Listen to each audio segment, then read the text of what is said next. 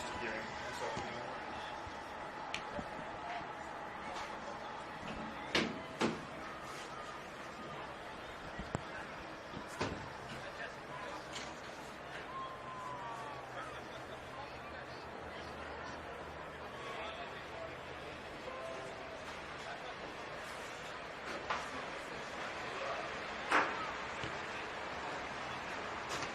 By the end of each half, we're just going to let it be quiet.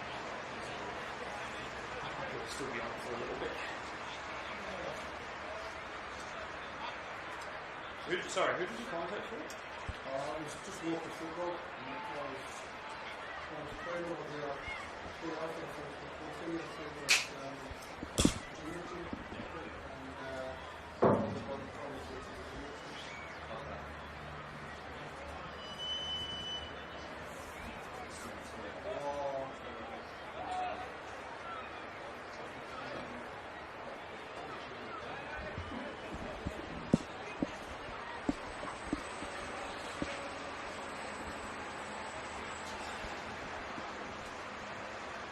You happy to do maybe a couple minutes to 7:30? Maybe 28 past? You're already on. So anytime you like. Pardon me? Anytime you like. Okay. Yeah, a couple minutes. Please. I'll let you know. So you're on now. Is that right? Or you're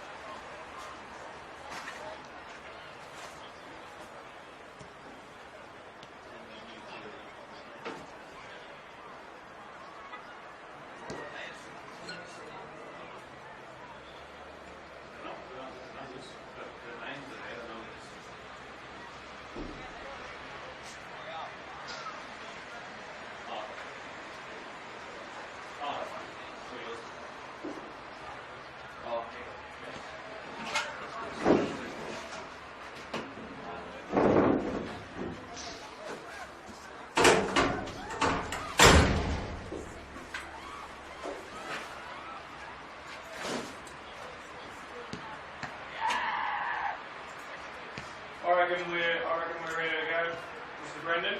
Alright. Can you just give me the knock on the word, please? Primetime matches don't come much bigger than this. It's Oakville and it's Town Rangers live from Blacktown Football Park on a Friday night. Now for Oakville, it's a slightly awkward tagline to have, but they are probably the most fierce in Premier League 2 team since the division's inception inside the last decade. Silverware and many finals appearances, while promotion has yet been outside of arm's reach, they've been hard to beat the entire time. Along, though, comes Town Rangers with their flashy kits, their flashy connotations to the NPL world, and most importantly, their flashy PL1 signings. The stark contrast to the kind of club that Oakville are at their core, Town Rangers FC will probably be the next team to pip Oakville to the promotion post. Well, tonight they meet in a match of the round. Both sides most certainly invigorated by a pulsating 21s and reserve grade set of matches last night, where despite a man disadvantage, Oakville held on to earn an unlikely draw in the first game, before the reserve grade game they came out of nowhere and pumped Town Rangers 3-0. For the Mandurah boys, it's quite simple. Win today or you hand the keys to title rivals Newbury to take a significant 3-point advantage in the promotion race. As they talked about on the Blacktown Premier League podcast posted last night, they conceded a goal in the 97th minute from a set piece to drop from a win to a draw against Newbury inside a couple of days ago. For Oakville, it's a little less simple. 3 points today keeps them firmly in the hunt for the top 4 spots, with promotion now a foregone impossibility. A loss today, while not definitive, will essentially open up a gap between the top teams competing for the top 4 and those who are not towards the bottom. Lastly, we can't mention this game without mentioning John Malenger, who left Oakville for Town Rangers in the off-season. A two-time All-Star representative, of course. Let's see how they shut him down today. One of the teams that not only hold a three-point gap to Oakville, but also put 3 goals on their rivals today, is Park Lee. Now, luckily for you all, we are joined tonight by Park Lee's own coach, who I've instructed to put on his best Australian accent. Scotland's finest James Boyle is a UEFA A licensed coach in his first year as Park Lee gaffer. I'm delighted to have him here tonight. James, what a season PL2 has been. It seems like everyone and yet no one wants to go up this season. Thank you very much for being here tonight. It's a game that is destined for goals. Let's start with Town Rangers. They're the co-league leaders, a team that obviously you played in the match of the round. What do you like about them? Thanks for having me. What I like about Town Rangers, I like the way they use the field. They use the field well, they use the width, and they spread the ball quickly across from one side to the next. You just need to learn really to get players into the positions to allow that to be more penetrating and effective. Oakville have a certain style of play that is pretty synonymous with their club crest that has been built up over the last couple of years, even though there have been coaching changes numerous times over the last couple of years. That sort of style has stuck around. How do you beat a team who is physical as the Ravens? I can't tell you that, Matt, because we play this team on Wednesday night, so I wouldn't be giving away my secrets. But I think from Druitt's perspective, if they can match the physicality, and they certainly have the players to do so, then there's an opportunity for Oakville. If Druitt can't match them, Oakville can take advantage. In that match of the round, which was at, of course, Town Rangers' home ground, you cut them open a couple of times. You were strong defensively. If you can cast your mind back, what was the most important instruction you gave them before they headed out for the first minute? Get inside their heads.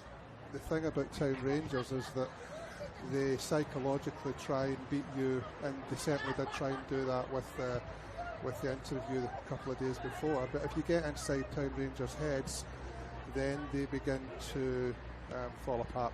And you've seen with the first 2 goals that Hartley scored, that's exactly what happened. So one thing I was going to ask you actually is we haven't been able to ask you since the match of the round. Obviously you would have watched that podcast that came out. They were very, very energetic, to put it as one way. It came back to bite them on the backside, you'd have to say, with the way that you guys performed over the top of them that night. Yep. As someone who has as much experience as you, was that a sort of a wry smile moment for you, or is that just another day in the football world? Another day in the football world. Look, you've got to have confidence. If you don't have confidence, then you don't have anything.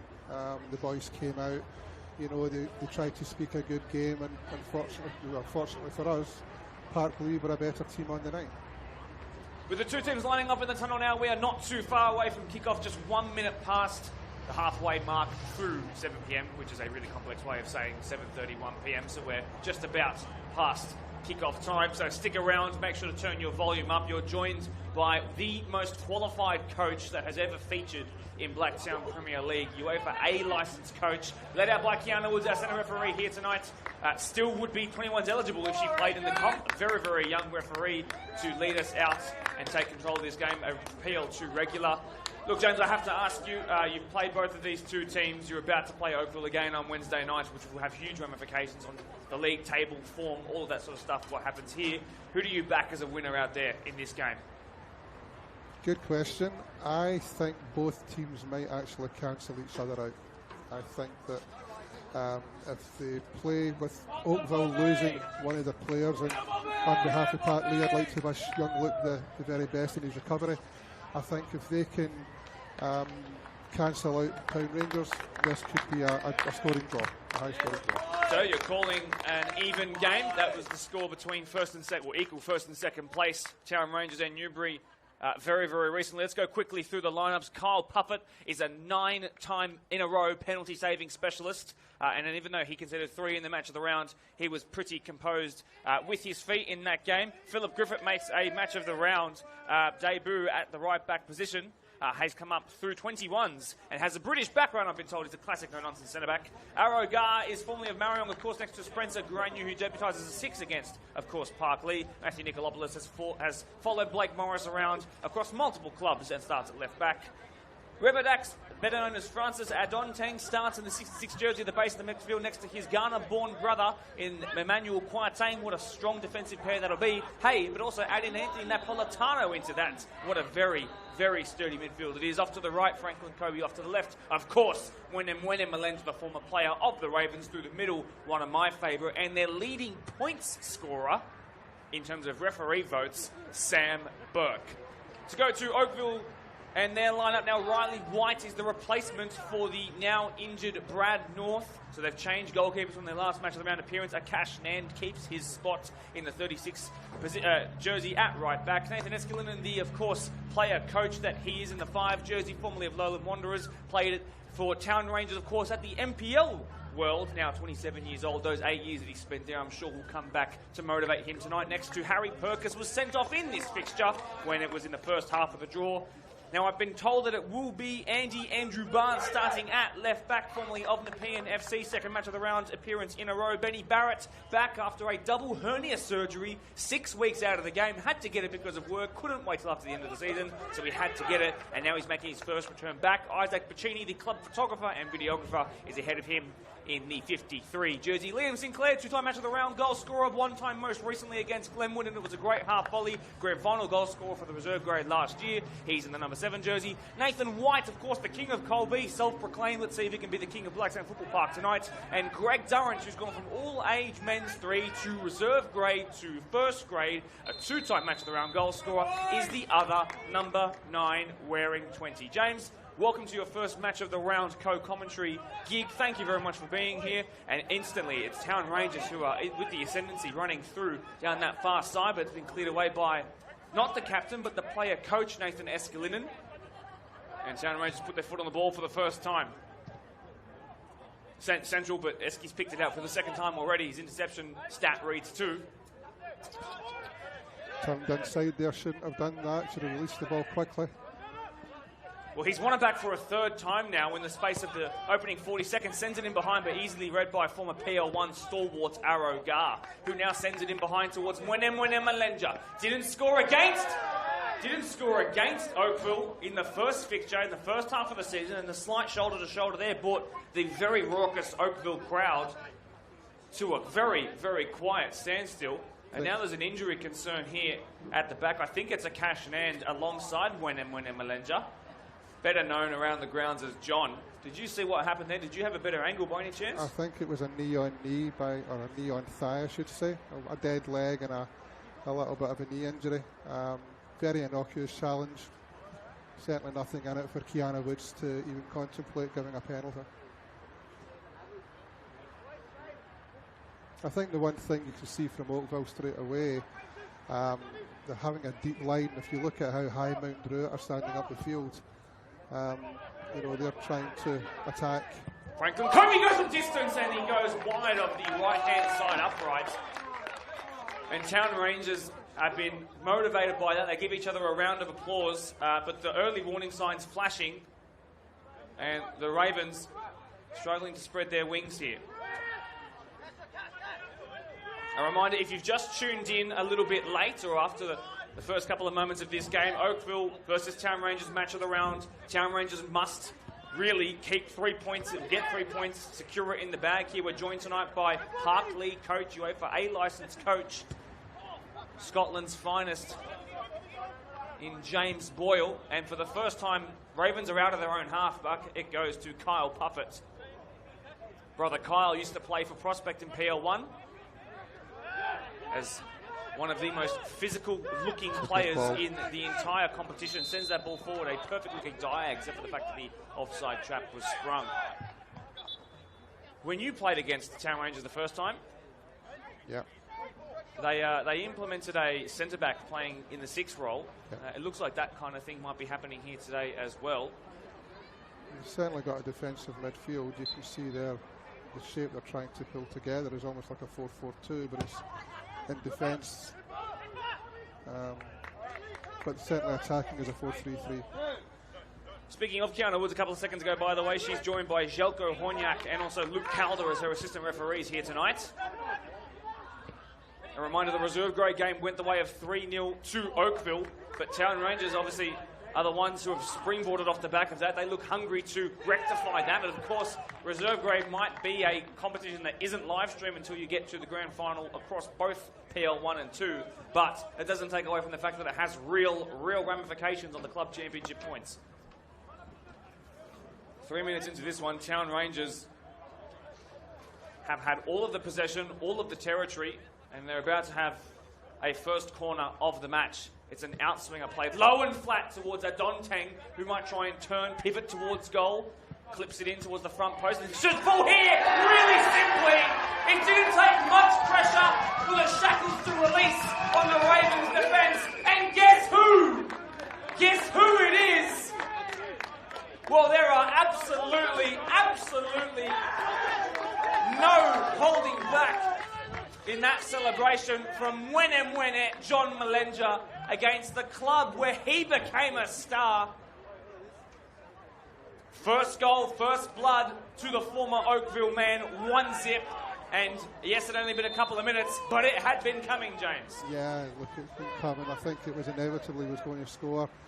The decision for Oakville to try and play the ball out in a crowded area really cost them. And the finish was good. You know, it was a one-touch and away. Let's see if Oakville can actually now come back and if they can do anything with that, or if Mount Druitt sit in and try and protect the lead for the next few minutes.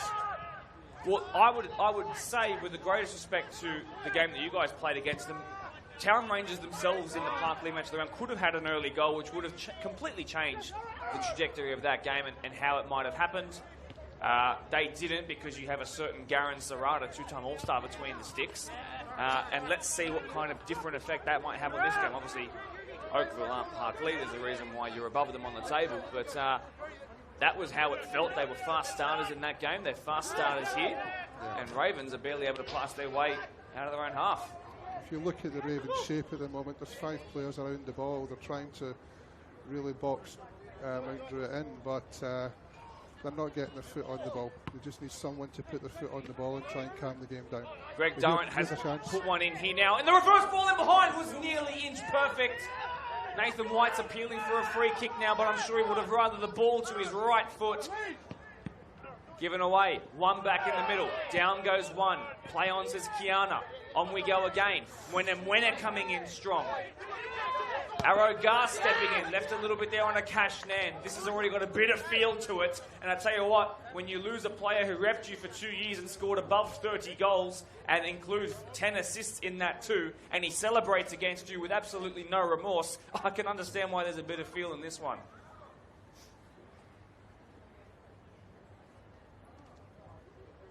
Although in saying that, calm down pretty quickly here with the ball into the car park. Looks as if Druitt are trying to go man-on-man at the back against Oakville. So they're looking to maybe put 4 men up front when they're in attack, which is, you know, they're trying to maybe look to release the ball into the midfielders coming forward and then try and beat them with pace behind. Over Mwene Malenja's head. This will go all the way back by Andy. Picked up here in the middle by Buccini, who was trying to turn. Apologies for the fronts.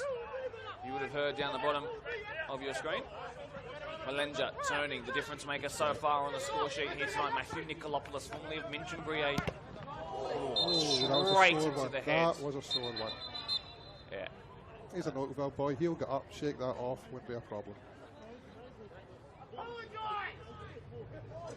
That's number 25, Jai Rogers, who's just copped one square in the noggin. I'm watching it on replay now.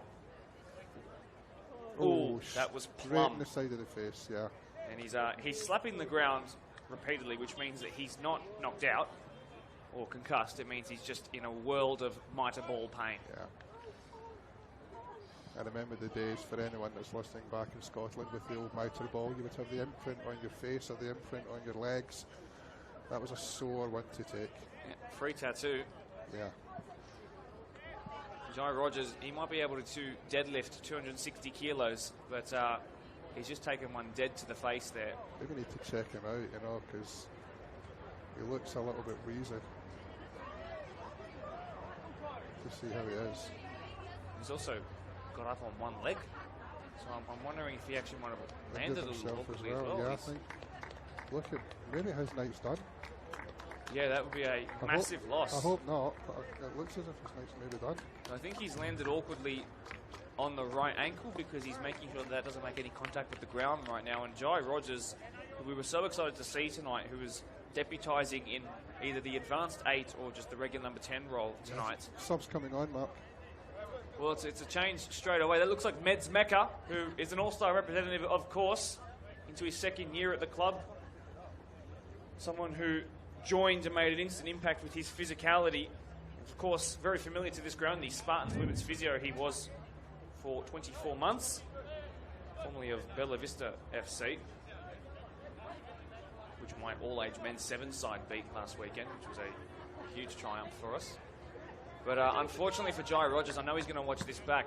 It was a pleasure to watch you in the opening couple of minutes of the game, and apologies that your first match of the round ends this way. He was super, I know this might not mean much to you, James, he was super keen to play this game. I had a chat to him before, and that's a real shame that the night's come to a sore end. You don't want to see any player get injured, especially one that's so keen to play, so, you know, best wishes to the lad. As Liam Sinclair picks this up, he was so pivotal in the first match of the round that Oakville featured in. He's got the touch under control here. Tries to cut inwards. He does. He runs square, now passes square. Puccini, in fact, forgive me, it was Andy Barnes, formerly of the PNFC, who got his touch wrong there. Run up in the sky. Meds Mecca could be getting his first involvement.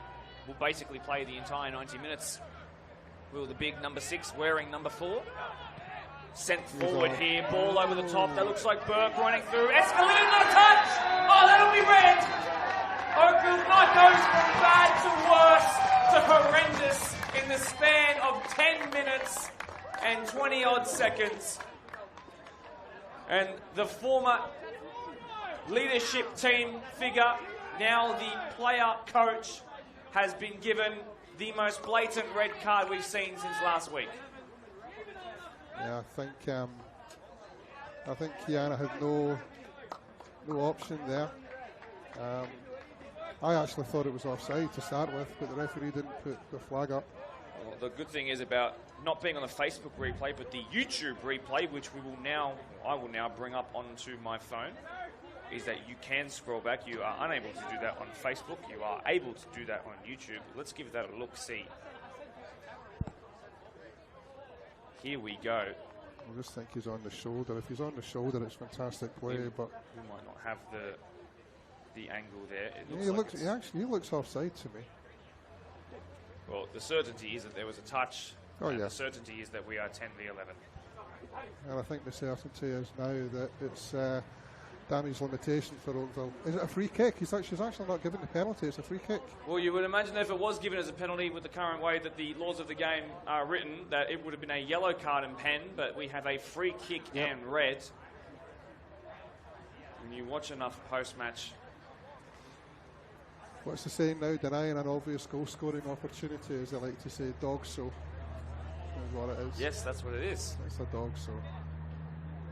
Well, I just finished saying that it's gone from bad to worse to horrendous. If Town Rangers pop in a free kick. Yeah, well, the Oakville crowd below us, by the way, have just noticed that they could replay this. As Franklin Kobe, I do believe, standing over this one. Puts it through the wall and puts it wide. This time the left-hand upright has gone close to the right post, close to the left post. No cigar on both, though. And Oakville, at least for the time being, yes, they're down a goal, but I think the words are used is survive.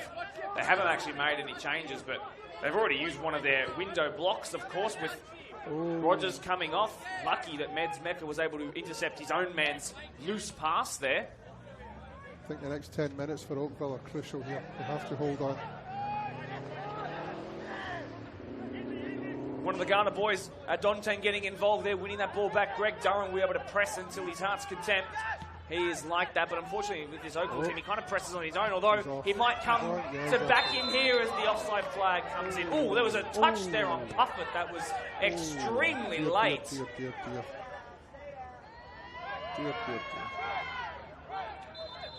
Another red. Is Kiara going to her pocket? She is, you know. Yeah, Greg Durrant. Greg Durrant. Yellow. Yellow for 2. 1 for Arrow Gar, 1 for Greg Durrant. Have a look at this, though. Whistle clearly goes.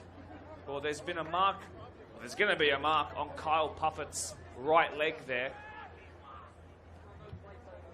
Unfortunately, we can't exactly see what kind of contact, whether it was the studs or the top of the boot, because of the fact that there was a Town Rangers player blocking my view.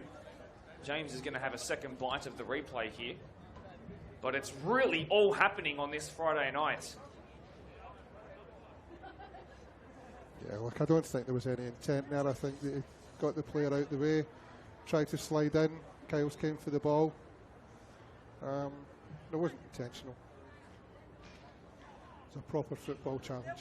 Well, I was in the middle of saying before the free kick was taken by Franklin Kobe some 2 minutes ago that the Oakville crowd below us were pretty unhappy upon watching the replay. I really don't think, I'm going to give my opinion here, I really do not think you can be at all upset with the decision that was made.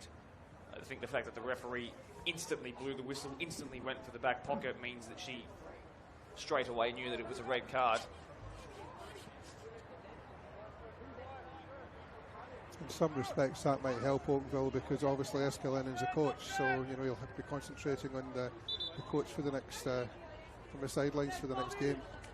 And you know what's just clocked as well? This is exactly what happened in the first meeting between these two. Oakville go down to 10 men. It was Harry Perkis in the first round, and now here we are. That red card came in after 18 minutes. This one's come in after 11. There were already 2 goals scored at that point in the first match of the season. It was 1-1.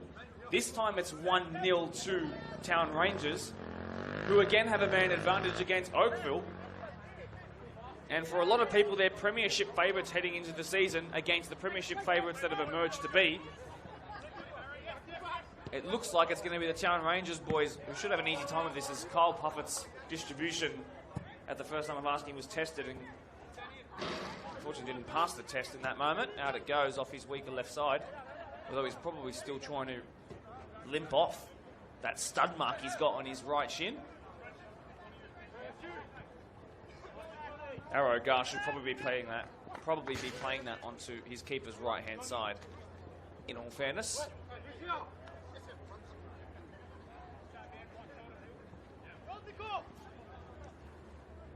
Well, history repeats itself. A red card inside the first 20 minutes of both matches between these two this season. And in fact, since that goal has now gone in, I can also inform you that on the aggregate score in the now 3 and a bit meetings between these two, it is Town Rangers 8, Oakville 6. It was 7-6 heading into this one. It's been a very even contest across the years. And the fact that we have some 150 viewers across both platforms inside the first minutes of this game means that everybody knows that this is going to be a fun contest. There is some action still to come in this one. I'm, as a neutral, hoping that it's more goals from what is now the clear and obvious underdog, being those in purple. Let's see what comes of it, though. Benny Barrett looks like he's occupying the centre-back position in the early moments of this game. He steps in, though, from midfield. Ball sent over the top. Arrow Gar should read that. Needs to be careful because he's cautioned, of course, now for the rest of the match. Matthew Nicolopoulos got the last touch there off of Isaac Puccini. 17 minutes into this one. And while Oakville have actually got a bit of territorial dominance back into their boots, they are still down a player, down a goal. It is all against them in this one. They are the clear non-favourites in this one in the bookies, as Benny Barrett with his left goes back to his goalkeeper, and on debut Riley White sends that away into the night sky and into touch, unfortunately. Town Rangers, they can't take their foot off the gas here. They really should get a second goal. Yeah, they should be pushing, but if you notice, you know, they're sitting with a very flat back three, and their left back is just taking the throw in. I think they've maybe learned their lesson from a couple of games ago where they were pushing their wingers too high. Are you referring to your game there? Maybe. Well, Emmanuel Quatang was the right back in that game who was sitting so high. Franklin Kobe gets past his man, Franklin Kobe rides 1, 2, 3, challenges. He's gone a bit wide though. Now he tries to clip it inside. But he should have just passed it, and now they're forced to trudge back and defend. Although Ravens will have to do it with limited numbers, of course. I think Franklin needs to find the left foot. Big challenge coming in there. Arrow Gar never, ever pulls out of it. That's a good Greg ball. Durrant up here on his own. Big coming together there with Spencer Granu, who is a fair challenger of the ball. Greg Durrant, very good at throwing his weight around. He's a very effective striker. And you'd have to say, Greg, the number 9, his best quality being his physicality, is one of the best physicalities in the league. But although, but he wasn't offside. Oh, he should have let that go. He called it too early. Oh, that's an interesting moment there. Sam Burke was clearly onside. Yeah, certainly was. And had Anthony Napolitano, who we barely said the name of in the early moments of this game. Yeah, but the intent was there for him to go for the ball. That's why the linesman called it. Look how narrow the game is up top. Liam Sinclair trying to get one out of the sky. Greg Durrant turning. Got his first touch wrong, cleared away. Struck towards goal, a bit of a nothing effort. That ball's put up into the sky. Go for a throw. What's going on here is, I believe that to be Philip Griffith, who's gone for the theatrics in the clearance, and it's wound up with giving an Oakville team who have scored 2 set pieces against Town Rangers already this season a set piece. Meds Mecca was there. Durrant was there. Meds again. Durrant, he can hit them. Puffett, easy claim. Deflection there. Took the sting off the ball. 20-minute mark reached. Town Rangers have the lead and have more players on the pitch. And have a chance. Win him, Malenja! Win him, Malenja! Shy of the right-hand side upright. That should have been 2. That should have been game, James. Probably should have been. The goalkeeper came out, changed the angle, made it a bit difficult for him to go across goal. But yeah, he should be finishing that. Someone of his quality. Ball should be in the back of the net. Look at the bravery there of Sam Burke. I know he's got the height advantage over Benny Barrett, who's not a centre-back. I don't know why he's there. Keeper stood up as long as he possibly could there. You know, the young lad did well. Oakville just need to put their foot on the ball. This is all Town Rangers at the moment. Durrant. Arrow Gar missed it. Durrant's there again. It's Greg Durrant. Puffett slipped over there. Well, lucky there was no on-rushing from the Oakville boys. Something funny is going to happen in this game at some point, and it's going to be a very memorable moment. It's just gearing up that way. Akash Nans thought that was his throw. Emmanuel Kwarteng in the middle of the field is wearing 2 different boots. Now that's a new one. That's a fashion statement. Free kick won there by Andrew Barnes.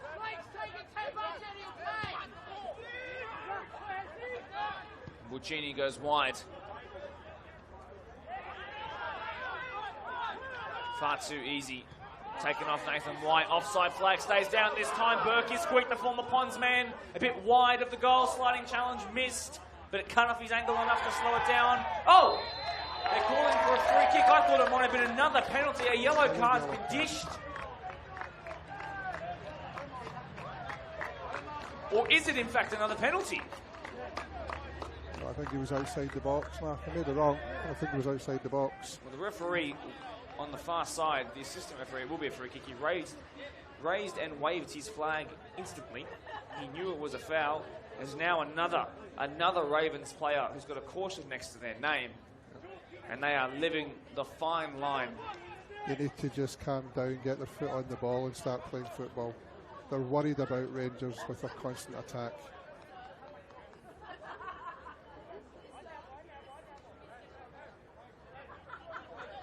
No one on the post for Oakville in this one.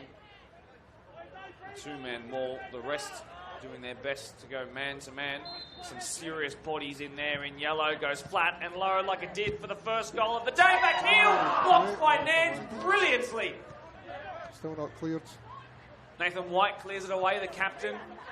Sent wide by Kwarteng. Got so used to seeing him playing as the right wing-back against your Park League team, James, but through the middle of the field, he's been okay today. Yeah. Nice touch there by Napolitano. Really excellent vision by the Puglia-born man. Yeah, oh. Free kick against Town Rangers there.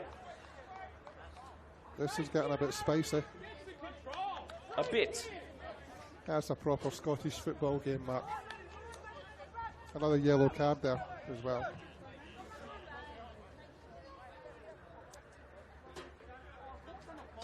Oakville just need to try and calm down. They need to just try and get their foot on the ball, play football.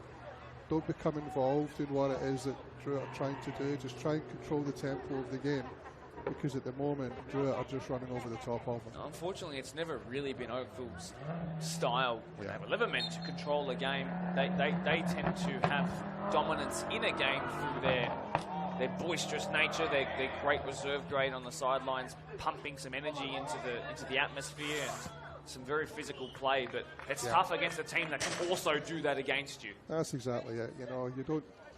If you're going to, what's the saying? You don't beat a boxer by boxing. You beat a boxer by wrestling. That's what they need to try and do. How many more of those have you got planned before the end of tonight's live stream? Quite a few, Matt. Quite a few. Granu clearly fouled by Durrant. There's nothing in that. Along we go, and then Durrant thought he was fouled, so he went in hard and then got beaten too easily, did Greg Durrant, but he's continuing to cause problems as the lone attacker, not just lone striker, the lone attacker in a lot of these moves. He's, of course, the one who's replaced Logan Wilkins, who scored the third and final goal against Glenwood in the first match of the round appearance of the Ravens, a guy who has scored 6 that became 7 that night match of the round goals, and Logan Wilkins did his hammy. Came off after 12 or so minutes in the last match that struggling played. as well, Mark. He's limping after that challenge. Greg Doan is one of a number of players out there. I know I mentioned this quite a lot, and you guys might think it's fugazi, but he's a guy who works on his feet Monday to Friday. Today is Friday. And while Nathan Escalina got on the podcast last night and said that he would appreciate playing on a Friday and enjoy playing on a Friday, his night is done early, and his strikers might be done too, as well as, of course, Jai Rogers, who came off injured as well. There was a little push across the face there of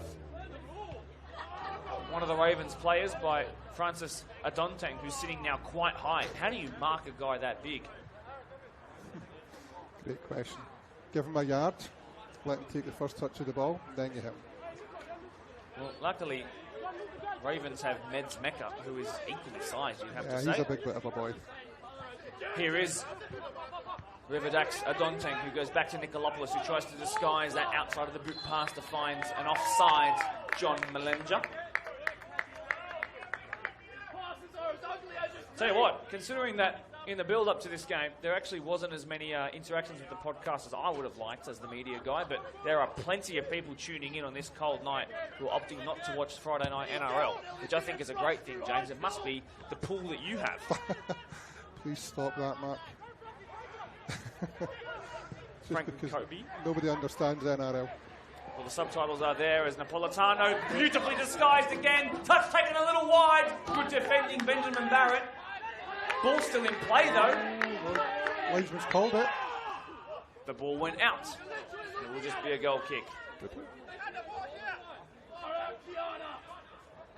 Really lovely pass by Franklin Kobe, by the way, to find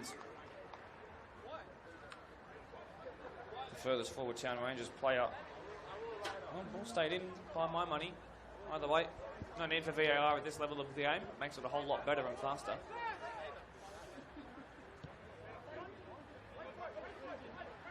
Barrett plays it short to Meds Mecca.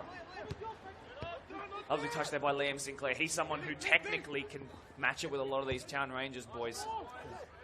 Former Spartans representative is Liam Sinclair.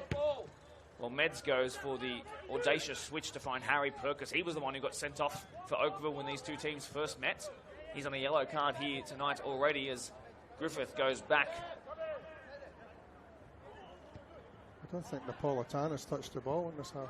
Barely, but he had that pass to Wendell Malenger that then ended up being called out. I do want to see him on the ball more, but anyway, here come Town Rangers again. Pace to Burn, have to try and square it. Surely went towards the front post. It was only ever going to win a corner, and that he does.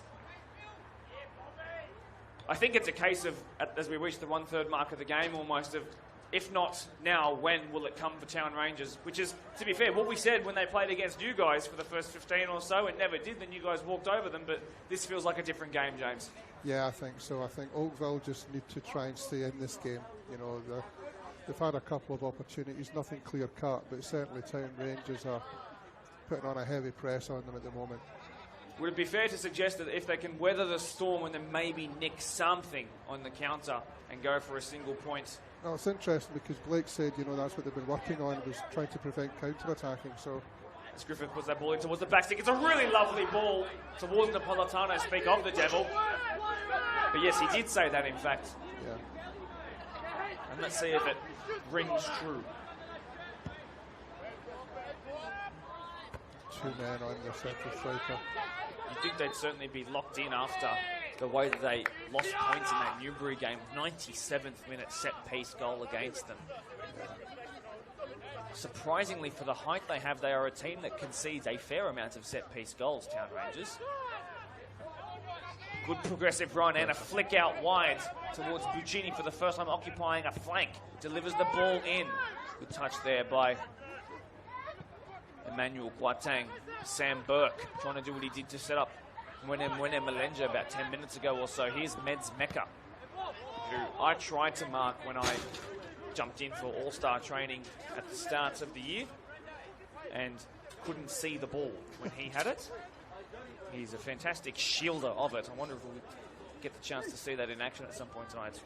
A great quality of his. Lovely touch there to find Buccini, who's past his man Malenja. Square pass to Durrant, trying to go back to goal. Look at the ease at which he bumps off men around him. But unfortunately, he forgot about the ball. Chance here. Franklin Kobe putting pressure on Perkis. Kobe still. Perkis went for the man, missed the man and the ball. It's Franklin Kobe. Oh, exceptional! He's just hurt him in the block. Surely he had a swing at him. Yeah, I've got a penalty kick. Brilliant tackle. Brilliant tackle. Brilliant tackle. Brilliant tackle, says the Brit. And on we go here in Blacktown Football Park. And Oakville survive through what you have to call then, considering the lack of a call, a brilliant recovery challenge by Perkis. Durrant, this is where he's dangerous. Just trying to cause the kerfuffle at the Town Rangers defensive line. Napolitano, no Hector Cialtas so far in this game. Deputising off the bench, it seems. No Arash Alumi, of course. Look at these two going again. At some point, one of these two players is going to be shown a second yellow card. I don't know when it's going to happen, but that's the way this game's angling. Yeah, he's going to have to watch himself. You know, I don't mind a little bit of physicality. You know, it's part of the game, but he just needs to be careful. Now, these two are going in with high elbows, late feet, and high studs too. So they've got to be very cautious of how they play the remaining 2/3 of this match. There's a long time to make a silly mistake like that and hinder your team. Town Rangers have got 10 men in the box. 10 men in the box. Sam Burke is marked by 4 players. The number 11 is the 11th player, who is the only one not in the box. It's a 3-man ball on Kyle Puffer to beat.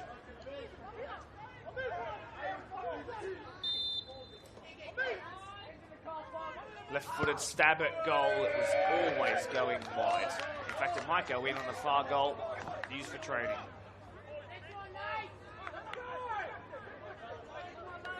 Nathan White in the 99 jersey here tonight. A late change for him.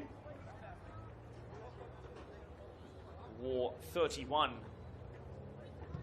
in the last match of the round. Well, he of course scored a free kick. Scored a free kick in the first match of the round that he played in. That one was through the wall, hit low and flat. That one was hit wide, high, and a little ugly.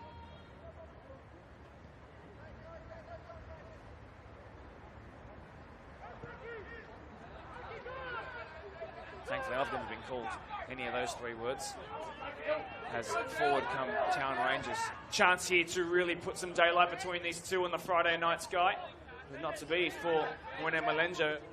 And aside from his goal, which fell to him through the luck of the footballing gods, he's kind of been kept pretty quiet and missed a couple of real gilt-edged chances. Chance here again, this is it. Malenja bearing down on his former team's goal wide. It's the same exact shot. He wrapped his foot around and hit this same angle, bouncing past the right-hand upright. It literally feels like a broken record deja vu. Yeah, I think he's trying to pull the ball across the body when really, I applaud him for going on the outside of the player. It's not very often that you see that, but he should be hitting the target or at least making the goalkeeper work from there. Wow. It was exactly the same as about 15 minutes ago. Well won there by Adonteng. Griffin, been a fan of him as Burke, but back to goal goes wide. Chance, flag has gone up. And I tell you what, for all of the dominance they've had and for all the defending they've had to do and for all the luck they've had to ride, Oakville are only 1 goal behind with 10 minutes or so left to go in this first half, and that would be a pretty good showing in this first half if they can keep it to a 1-goal game. A very quick 30 minutes. Flown on by, hasn't it? Yeah, certainly has. Nathan White. Need to see more of Oakville's captain, the Marconi youth representative who most recently featured in the rep space as a Paramelita player. 2 goals this season. Really well done there by Benjamin Barrett. Been such a fan of the man who will turn 21 this year for a long, long time. Still 21's eligible for this season. Well intercepted there by Perkis, who's had a pretty fine last 5 minutes or so. And that ball put inside towards Andrew Barnes was poor. Lovely footwork there and lumped forward with exceptional technique. It's now 3v2. Town Rangers must score! It's him again! It's winner, John Malenja again, putting on a show for you on this Friday night. Yeah, he done what we suggested. This time he didn't go across the body. He hit it on the inside on the left hand, on his left foot. Simple finish. Only 3 goals in his final stint, in his final season for Oakville. Clearly wasn't an environment he wanted to be in. Maybe he clocked off a little bit. But I tell you what, now with his 5th and 6th goal scored tonight, he is easily surpassed. He's doubled his goal tally from last year inside the first 2/3 of this season. But I tell you what, I will tell you what, I want to talk about the pass by Anthony Napolitano as the ball puts in towards the back stick.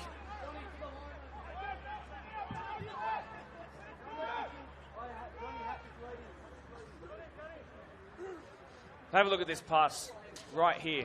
Napolitano gets it out of the sky. As we'll just watch this Puffett clearance here, which he does on the... Well, what it turns out is actually his preferred left foot. But look at this Napolitano pass to split 2 or 3 defenders. And then Franklin Kobe picks up a ball, has the easiest cross of his life, went for the near post, smashed it in. And I tell you what, upon replay, and when people look at the dribble scores after this, no one's going to care that he missed 2 chances. People are going to care that he's got 2 goals to his name against his former club.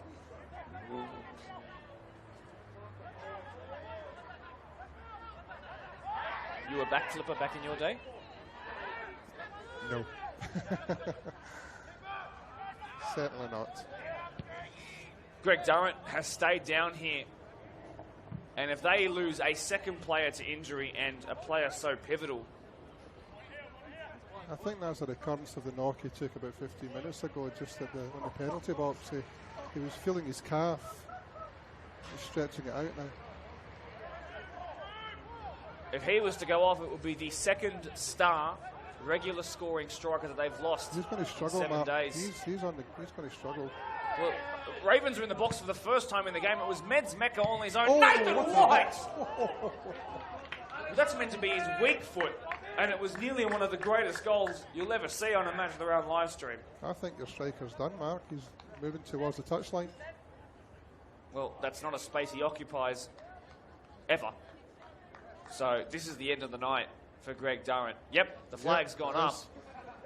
Geez, if you're Logan Wilkins here tonight watching this, if you're Nathan Escalinen, who's having to coach from behind the fence because technically he is suspended, wow, this is a horrid stretch of a couple of weeks where you've lost I mean, they're going to go into their match against you with no recognised striker at first grade scoring level, and without their, arguably their best player. I mean, Nathan Escalon is their highest point scorer for the second year in a row so far. Highest points in 2024 from referee votes. Highest so far with 14. He's one of the league leaders towards the top of that. He's in the running for Player of the Year, Nathan Escalon, and tonight won't help. Yeah, but this is Oakville. You can never count them out. You know, even although this is my first season coaching here, I've heard and watched Oakville for some time. They're a bunch of boys that will give everything that they possibly have. I feel for them. You know, this is their second game. They've got another 2 games in the next week. 4 games in 13 days is a lot to ask of these lads. It is a lot to ask. When they're losing players as well. Come off the right hand of Meds Mecca there, but they need to call a penalty. Or a free kick, I should say. I believe it's Sam Romeo who's come on in the 21 jersey. And he's matching around debut 12 months ago. Didn't start since then in a first grade game, but started in the, of course, reserve grade grand final. You might recognise the last name, of course, the one-time referee of the year winner, Vince Romeo, his brother. Sam picked up 3 goals last year as that ball's put in towards Meds Mecca, who's now clearly the tallest and bravest player out there. Oh. I wondered that would be a big coming together between 2 match of the round debutants. Well, now Oakville attacking each other. Hang on, how is that? How has that been called a foul? Need to watch this one back. I think I might have missed something there. Town Rangers were away. This could have been fun, this one here. These 2 coming together. Slight push on Nathan White. That's actually really, really well played by Puffin in goal. You know, I really don't mind the Mount Druitt right back, Philip Griffith. He's not a bad player, this kid. He's been proper solid, and I believe, unless I've been told the wrong information, because it seems he's playing beyond his years, he's still 21's eligible. Yeah, I remember him when we played him in reserves. You know, he's not afraid to put a hard tackle in. You need that as a defender. Napolitano has already got 1 beautiful secondary assist tonight. Sam Burke has a flash of pace, but he's gone a little bit wide here. Pulled back towards Kobe, and it was Nand who was able to take some touches to sort it out. The Oakville faithful, who are usually so loud, have gone a bit quiet here. Here they come again, Kwarteng this time. Emmanuel Kwarteng, he's on a hat-trick. Melenja, offside flag raised. He doesn't know it yet, now he does. I think the biggest problem now for Mount Druitt is mental. If they think the game's won, then there could be a problem. What is amazing me right now is that they're 2-0 up and they're playing with a flat back 4. No movement from the wing backs.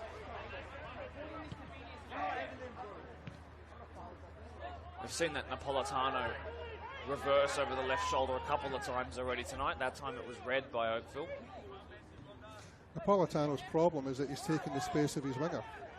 He's not giving the winger any chance to try and drive forward. He's trying to control the game. So when the ball goes into that half-space area, we've got a player down. When the ball goes into that half-space area, Napolitano's there trying to win it. There's a coming together between Meds Mecca, I do believe, and Griffith. Griffith has gone down, stayed down, and now it's Town Rangers' turn to have the injury cloud above their head. It takes a lot to put that young lad down. He's a physical player. He's certainly one for the future, that young boy. Am I witnessing a live scout report here, perhaps? Not at all, not at all. I wouldn't swap Kabir Somswar for him. As good a player as Philip is, Kabir's better. Properly grew into that match of the round, did Somashwar, your 19-year-old who used to play professional football in the UAE, of course. He did. He really grew into that one. I was a little bit nervy at the start on his behalf, and then I really saw him grow, and he produced a really good pass in the build-up of that 3rd goal you guys scored. It was absolutely pivotal. Yeah. It was Argentina's 2nd goal in the World Cup final-esque.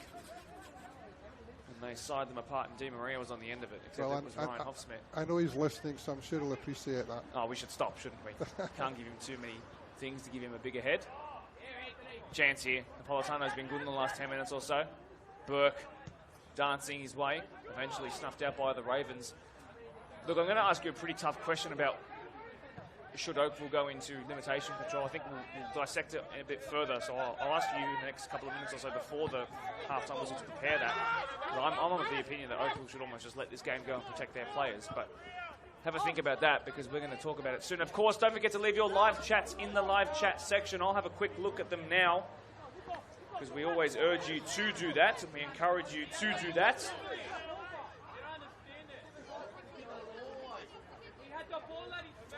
Oakville trying to win the referee and her favour. Not going to happen. Sinclair had it taken off him. Big challenge there. Laing Sinclair helps Malenja to his feet. Those two have played together heaps. There's been a call in our comments that the red card is extremely soft. I think it's exactly to the letter of the law. And plenty of people calling out Jack Bergman, who is the greatest commenter that we have. Well, we called a few things in my time. That's the first one.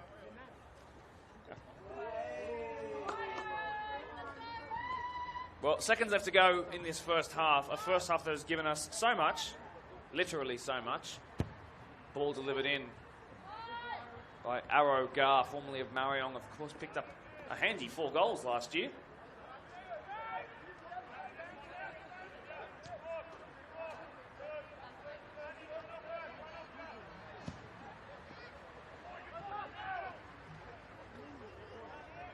.60 seconds of regular time left to go in this one, but to the injury to Jai Rogers and to the concerns that Greg Durrant as well as also another through ball. He's got a hat-trick in the first half against his own club. Save, really great save by White. Danger not quite alleviated on their shoulders just yet, but perhaps for the time being it's subsided. Town Rangers still have the ball. Stood up well, did Perkis at left back. Town Rangers still with the ball. Griffith here, now trying to get past the other match of the round debutant fullback. Ball delivered in. Napolitano was threatening, he was there. Ball won in the sky by Town Rangers, who have the numerical advantage in every situation they throw themselves into. Ball goes back out wide to Griffith. Pass, Perkis in a flash. Great swill over the hips and taken away and then flicked away from Nicolopoulos was Sinclair. Winger on fullback, trading positions on the pitch there. Still time goes on. A look at the watch. We're now into added on time. Arrow Gar, this should put the icing on the cherry of the cake. Usually it's the other way around actually, so thankfully he didn't score. That would have been embarrassing. Benny Barrett has made 1 or 2 last-ditch tackles that have kept this score respectable in this first half. A first half which is soon to come to a close. The interesting thing now was for the first time both fullbacks were high up the field and the centre backs were left with a 2-on-1. So if Oakville had actually won the ball, it was a 2-on-1 situation. If Malenja had have just done a simple roll of the ball backwards underneath his studs, he would have got past Benny Barrett's sliding committed challenge with consummate ease and been able to tuck home a third, a hat-trick. Not to be on this occasion, but I'll tell you what, it's coming. I promise you that Blake Morris will not take him off until he gets it. Chance to do it right now. Half-time. Right, so the question I asked you a couple of minutes ago was, does this become damage control now for the Ravens? I think Escalinen, he's not going to be in the changing room. I think the boys just need to go in, try and find out what it is that they have to do to contain it. Is it damage control? They've got 2 more games within the next 9 days. Strong probability.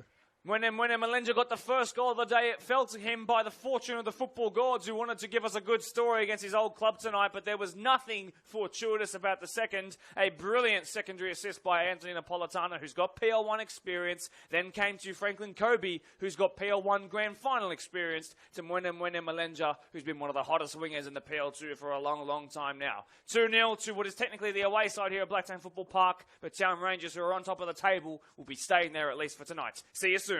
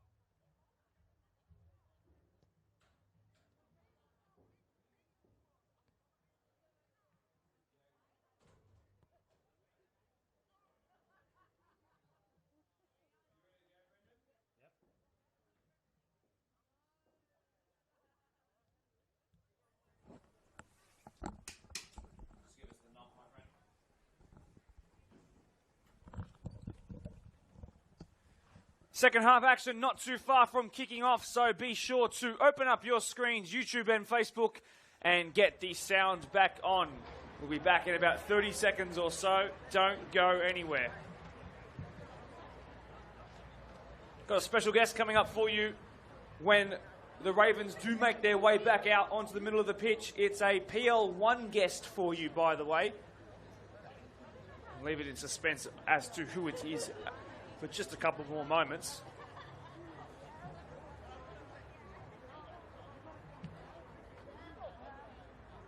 How good has Mr. James Boyle been on the mic, by the way, in these opening 45 minutes? Great contributions, funny ones too.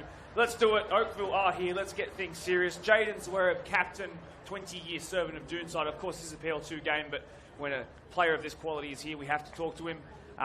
You're one of the Player of the Year contenders this year. You guys are equal top, kind of like it is here with this comp. It's split by goal difference. A 3-2 win against Mario a couple of weeks ago. Talk me through that one, Jaden. Welcome here. Thanks for having me, Mark. Yeah, the 3-2 win the other week. Very tough game, as it always is against Marion. Yeah, look, a lot of quality on the pitch. I just think in the end we sort of overcome them, maybe a bit fitter at the time. Yeah, pretty good game. Big win over Tigers. You needed to do it in order to get your goal difference up. It was 2-2 heading into half-time, so they fought back a little bit, but there was one player who scored a particularly good goal in that game, and you guys clearly played good to put as many goals away as you did, but you did have to fight for that one. Yeah, we did. Credit to Tigers, they made it tough in the first half. We came out pretty hard and fast. Yeah, they fought back to all at half-time. We probably tinkered with a few things at half-time, had an honest chat with each other, and then, yeah, just late in the second half overcame them, and good to see our front three now scoring some goals. 2 goals in between first and second right now, even on points. Hey, what's your call between these two teams here for the second half? I think it was a fairly even game, but I think having 10 men... Thank you, Jaden, for jumping on ahead of the second half on this Friday night match of the round. Been a pleasure to have you on. We'll chuck James Boyle back on the mic as Town Rangers straight away up through on goal! Wow! Melenja in seconds. A third backflip, a third goal, a third dagger through the hearts of his former club. What was said in the change rooms? The Ravens were frozen. James, all the space in the world. Yeah, Six caught with his back to the ball, tried to play it in, stolen possession, beat the 2 central defenders, nice finish. Game over. Look at this, Nathan White here at the bottom of your screen, just gesturing into the crowd. He doesn't know what on earth is going on. Well, the game is now, if it wasn't over 10 seconds ago, it's firmly over now. It's a question of, and to be fair, it's actually an important storyline. How many goals can Town Rangers put away today? Because if we have a quick look at the ladder, by the way, ladies and gentlemen, Newbury are top on goal difference, or should I say were top on goal difference. Obviously, Newbury still have to play their game, but there was only 1 goal in it. If Newbury were to win their game 1-0, Town Rangers 3 goals here today would have them on top. So I think Town Rangers should have got into those sheds and said, hey, we really got to score some goals because this could be a premiership and a promotion push defined by goal difference. Because those two have already drawn twice this season already, 3-3 and 2 most recently. So don't go anywhere because this game is still going to have huge ramifications on the title and promotion push this season. Do not take your eyes off this for a second. But James Boyle, Mwene Melenja, you didn't really get to see the history of him at Oakville, but he came out of nowhere, tore apart the league in his first season as a player. He got 18 goals, was an all-star rep, was a Team of the Year inclusion, and tonight he's just been on song. He's been absolutely on song. Yeah, I watched him in the All-Stars game last year. Both games, obviously the first one was cancelled because of the weather, but yeah, the lad can play. He knows where the goal is. His movement off the ball is good as well. So, you know, he's doing well. Let's see if he can keep it up.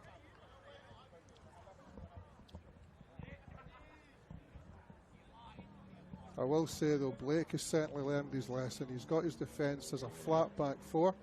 He's not allowed his wing backs really to go high. I'm glad that he's learned his lesson in terms of making sure that the wing backs are in the correct position. Lots of love for you on our YouTube live chat, by the way. You've been defined as the poacher.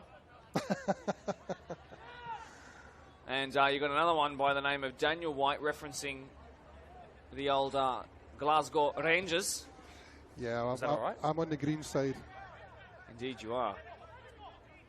Or Queen's Park Rangers, he said as well. Queen's Park, yeah. Chance here for Town Rangers again.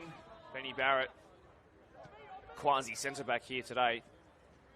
He's actually done pretty well in reading the game on a couple of occasions, but here is the man of the moment, the man of the match, the man of the season for Town Rangers. He's defined all the headlines, puts the ball across the face of goal. It should have been 4-zip. Oh, Franklin Coburn. And he knows it. You know, for all of the great qualities Franklin Kobe has, for a winger, he's an uncharacteristically good presser. He drops back heaps as this pot shot comes in from distance and is blocked off of the boot of Burke. He has so many good qualities.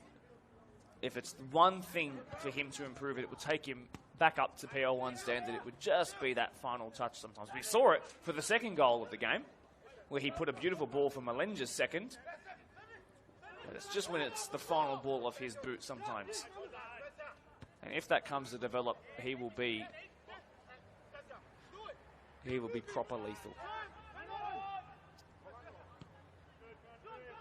Riverdax Adontang was going to retire, was the Ghana-born tonight CDM, before he got the offer to come and play here alongside some friends and for a team that were willing to invest and provide a club Premier League side, technically in the second division, an artificial pitch to train on.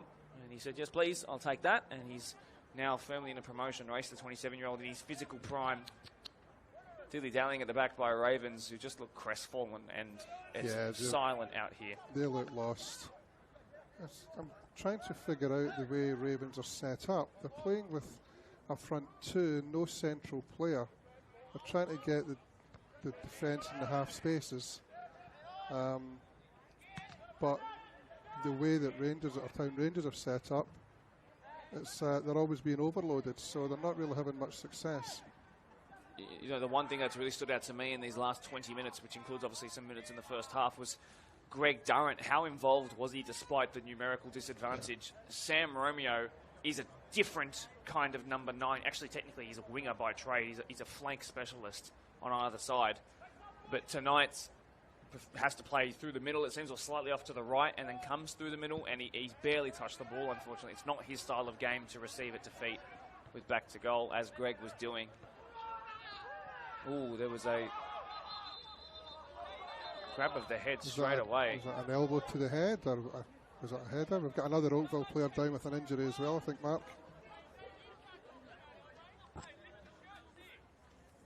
We're just going to take a second to hear what's happening out there. Let's have a look at it in the sky right now. Yeah, a leading elbow on Meds Mecca, left elbow. If you go and scroll back to 51 and 1 second, Meds Mecca leads with an elbow. And then what's happened on the far side too, I believe Liam Sinclair. Yeah, I don't know if it's cramp or if it's a little bit of a pull. Well, there's some chats happening here out in the middle of the pitch too. 2 players down, 2 sets of players arguing too. Arrow Gar has to be careful because I know the scoreline reads 3-0, but you don't want him suspended on a yellow card already. So we're about to look back. He's up on his feet again, Liam. He seems to be okay. Meds definitely leads with something that's not a head there. It's a challenge. Unintentional. It's a little bit of a throw. Yeah, he's just trying to brace himself. When you zoom in, slow it down, just trying to brace himself. Good decision by the referee to let that one go. Yep. That is why you trust those who are out there in the middle. It's going to be a drop ball at the end of the day, which Kyle Puffett will appreciate.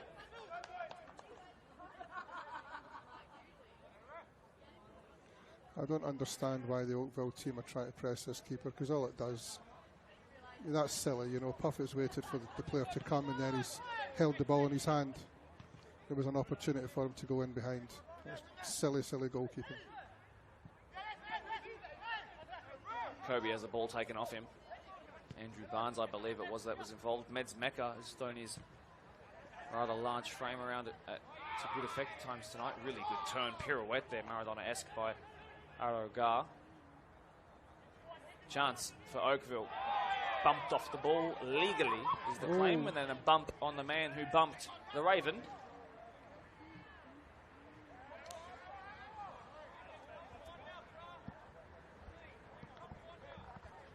Who you got this weekend, James? We've got a bye this weekend. We're off tomorrow, then we play Oakville on Wednesday night. And then we have I believe it's Minchinbury we have next week, next Saturday. That's a huge next match. Next Sunday. It's a huge match. Well, Newbury could have actually come out of this game, obviously not playing tonight, Newbury could have come out of this game as the beneficiaries of a 0-0 draw or a draw of any kind, because it could have allowed them with their 9-game fixture to have become 10 and taken the lead in the championship. They're only 1 point behind, could have taken a 2-point lead. Now there's a tussle verbally for a throw-in, which is, in football, one of the least important decisions to make in a game, and yet it is one of the most hotly contested decisions made in a game. Could be a big tackle coming in here soon. It's got that feel about it. Ball just lumps along. Griffith having to deal with it. He does pretty well, in fact. Kyle Puffett. Mount Druitt are holding their shape extremely well. Lessons learned, question mark. They're moving the ball well, they're holding their shape, they have the defensive mindset in the middle of the field. They're looking to get the ball forward quickly. They're holding their shape extremely well. There's another one. Two players going for the same ball in the same space, that's something Blake would need to look at. Ball played in behind, a chance for the Ravens, but Romeo's not quicker than Arogar. Not many are quicker than Arogar. Ryan Hoffsmith. Oh.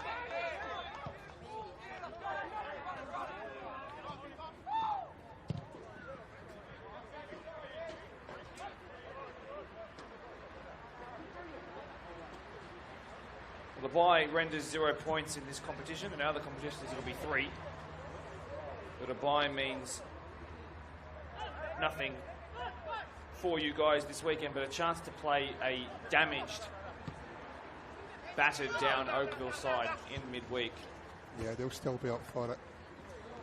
We can't be complacent against this team. They've shown bits and pieces. They're not frightened to go into a challenge. You know, I just hope that the players that are injured, it's not season ending. Hopefully it would be. No, you never want that for any team. Everybody here at the end of the day pays Rego. That's the reality of the situation. Yeah. I think the big game this weekend, tomorrow at 4 p.m, is Blacktown St Pats versus Prospect. That's one of those games where either team could win, and it's been one of those games where these teams that aren't really Spurs or Glenwood, with all due respect, are capable of putting on a good performance. And St Pats off the back of their 2-0 win over the Ravens last week, and they've been scoring some absolutely thunderous goals, by the way, Blacktown St Pats. Yeah, they're a team that's, I know I said in the last, I'll stop just now with an opportunity. Oh, Griffith. I should say Griffith. Well, that time, Melenja was offside as he searched for his poker. I know I said when I was being interviewed that St Pat's were one of what I believe one of the worst teams in the comp, but to be fair, they're coming onto a bit of a game now, so T-Boy and the rest of the boys have begun to show what they can do. So it should be an interesting game against a Prospect team who blow hot and cold. Well, they're actually going to go and have the exact same number of points, exact same number of games played, and exact same goal difference if this game ends 3-0 the way of Town Rangers. If it ends up being 4-0, which it could very well right here, Burke could square it. He might go himself, touch was a little deep, goes to the square, unselfish. That is the reason why Town Rangers might just go up this year. It's that kind of vision, it's that kind of unselfishness that is the reason they can put teams to the sword. Franklin Kobe, formerly of Doonside, but best known for his 5 years under Blake Morris. And he has a match of the round goal to his name, his second ever match of the round goal, but it came absolutely perfectly played by Mr. Sam Burke, who I called in my mid-season review one of their, if not the player of the season. He'll probably get some votes, 1 if not 2 tonight, Sam Burke, and he has an assist to add to his name. That's 6 for the season to go with his 5 goals. Yeah, very unselfish from Sam there. Knew that the best opportunity was squaring it across the goal, and Kobe couldn't miss.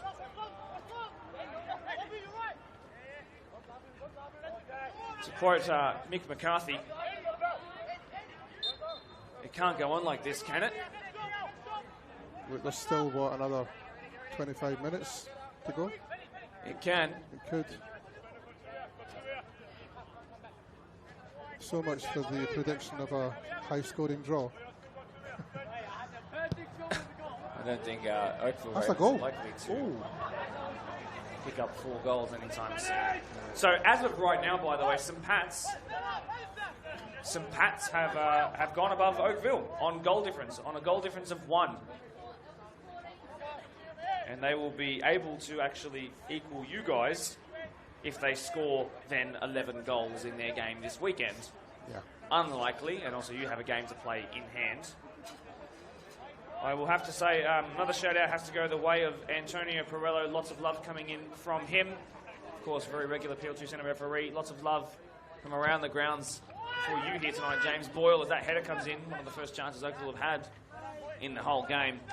I've also just got a text from Jai Rogers, by the way, who really, his absence in the first couple of minutes of this game is the reason why Oakville kind of lost their early momentum. He said to me, short-lived match of the round debut. Well, I tell you what, it was good in the small parts that you had, my friend. It's been a pleasure to have you on. I know we'll get a chance to see you again in the future, but thank you for being willing to have some good humour about what is otherwise a rather perilous and frustrating moment for you. Friday has not been ruined completely. There is still a pub down the road, of course. But good on you, Jai Rogers, for being a well-human guy. He's away again. He's offside again. Yeah. That's Franklin's biggest problem, is that he is so quick, he doesn't need to be there. He just needs to be on the shoulder. If he was to hold his run or arc his run a little bit, you know, he would have more opportunities and more goals to his name. Off the midsection there. Adonteng goes wide.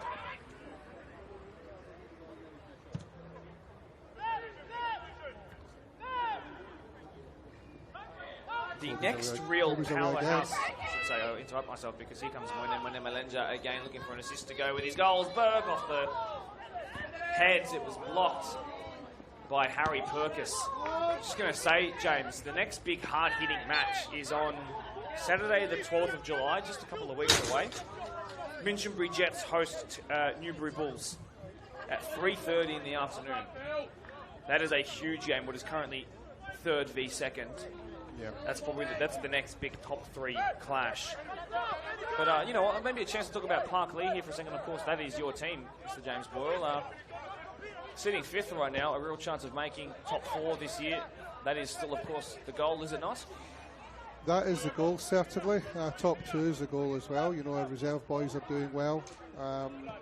If we can just continue to do what we're doing and just have a little bit more consistency, then you know, who knows what could happen. We've got another Oakville player down, Mark. Yeah, we do. Long way away from screen. It might be a Cash Nan, just based upon the fact that it's a player on the right flank. Yes, it is, in fact, a Cash. Let's have a look at what happened. Trodden on the toe. That hurts. Yeah. Broken toe, perhaps, on a Friday night. What a lovely end to the week as we head into the deepest parts of winter. James, I've got to say, one thing I think I will put my hand up and say I don't do enough is talk about the fact that this year's promotion is a historic occasion where second place in club championship, so I've confirmed that with the BDSFA, second place in club championship will play last place in PL1. Yep. Currently that would be Polonia. Second place in club championship is very much up for grabs. It looks like it's going to be between the top 3 right now, but that could change, of course. How exciting of an occasion do you think that could be? And how badly do you want to be part of that?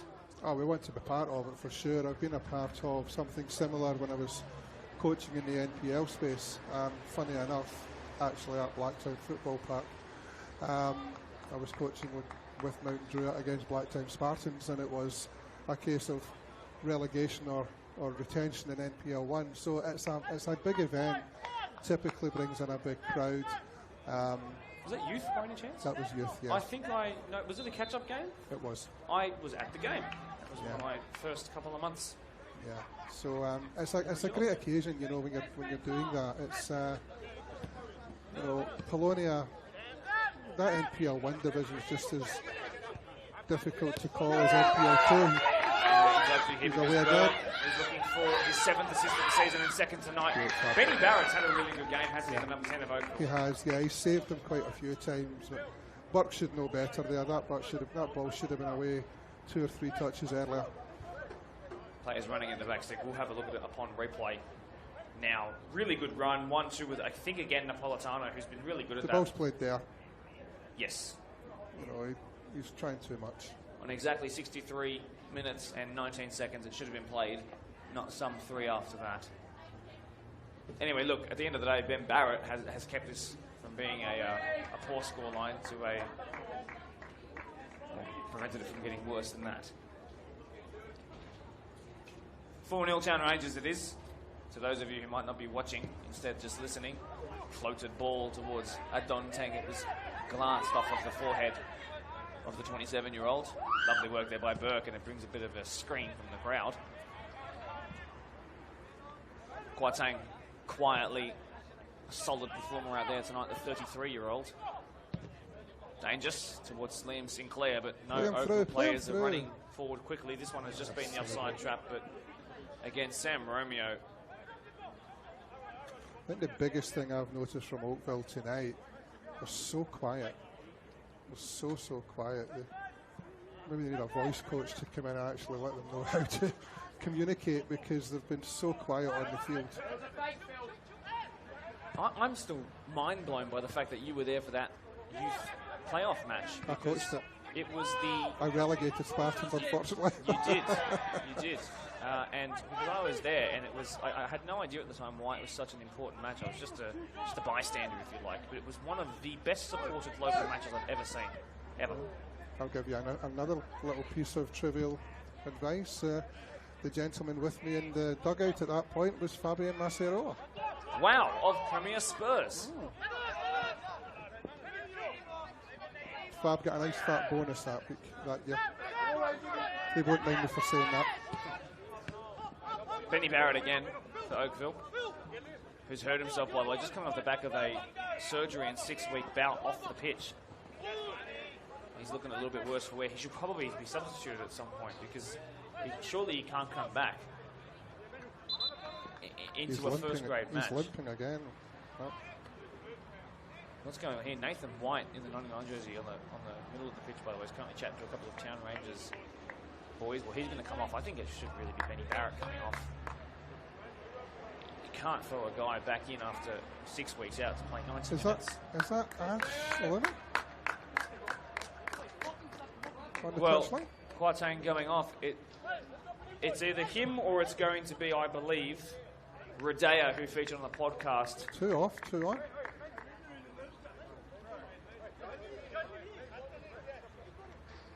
It is Ash. Needs to take his bib off, though. Well, sounds like it is Ash. 27 he'd be wearing if that's the case, and Radea on as well, so I might have actually been looking at the wrong person. You were looking at Ash. I was looking at Radea, who featured on the podcast this week. Ash Alumi, obviously of Glenwood last year, a all-star goal scorer with a brilliant goal at this very venue, by the way, against the Spartans 20s boys. An issue here on the sideline. Looks like Jelko Hornyak is making his way into position now. Ash has had a bit of a tough week. His grandfather's in hospital, quite ill at the moment, so best wishes to the Alumi family as well. Certainly, and some of the kindest people I've ever had the pleasure of meeting, by the way, both Hoss and Ash, and I've met the father as well. Martin's a lovely man. Stellar people. Actually coached a younger brother as well, Sash. He's playing NPL at the moment. There's another one. Yeah, it's like the Bacchus family. There's just heaps. And the youngest one tends to be the best. Well, here is Radea, formerly of Doonside, formerly of Workers 21 System. Handball. Well, Ravens have some territory up high here. It's amazing how Oakville's physicality, that they've become so accustomed to battling into the other team, has kind of worn out in this game as they just sort of accept the scoreline against them. Yeah, I think they're, you know, they seem defeated. I think the loss of the players early has not helped them. But they're still trying. You know, they're still putting the effort in, and that's what you like to see. Andrew Barnes standing over this one. It was looping. It was always, unfortunately, going over.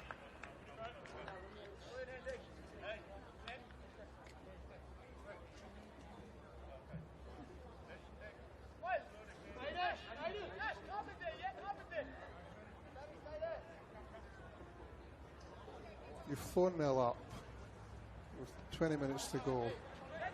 You bring on your most creative player. You wonder what Blake has got in mind for Town Rangers. I think it's an embarrassment of riches. This is like, I'm trying to think of a moment where this has happened. It's like when Luka Modric became a 60-minute sub for Real Madrid in the last 2 seasons. As a long shot comes in from distance, and half and spills it, and claims the second one. That's Oakville's first shot on target. It might be, actually. Look at this guy here. On match of the round debut, he's looking for a runner behind. Switch the play, that's the ball. He's gone for it, that's a fantastic ball. He's looking for a poker. Why are you cutting inside, Frank? Why are you cutting inside? In fact, I believe it was John Melendra. Yeah, it was Melendra, sorry. That's okay. No reason to cut inside there. But typical Australian wingers, that's what they like to do. Back it goes to Puffett, who I've discovered tonight is actually left-footed. Yes, the ball went to him this time.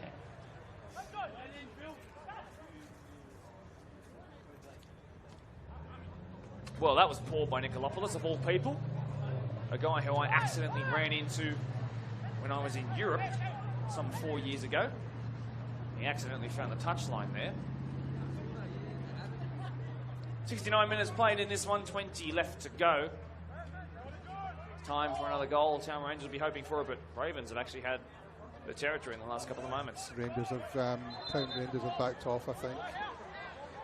Ravens have had a little bit more possession than the fight in the middle third.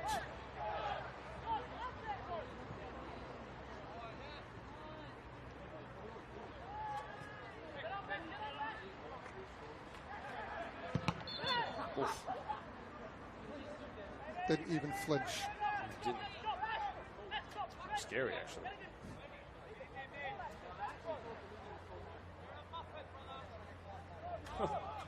Someone's been called a muppet out there in the middle of the pitch.